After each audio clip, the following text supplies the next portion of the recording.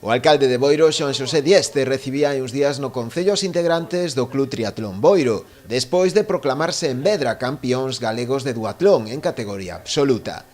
O club de recente creación aproveitou tamén este acto para presentar a nova equipación, coa que competirá este ano, e cuxo principal patrocinador é o propio Concello.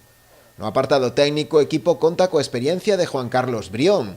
Entre os atletas que forman parte del, figuran xente de gran nivel nesta modalidade deportiva, como é o caso de Martín Carrera e Carlos Brión, quinto e sexto clasificados respectivamente no Campeonato de España de Élite celebrado pasado ano na Coruña.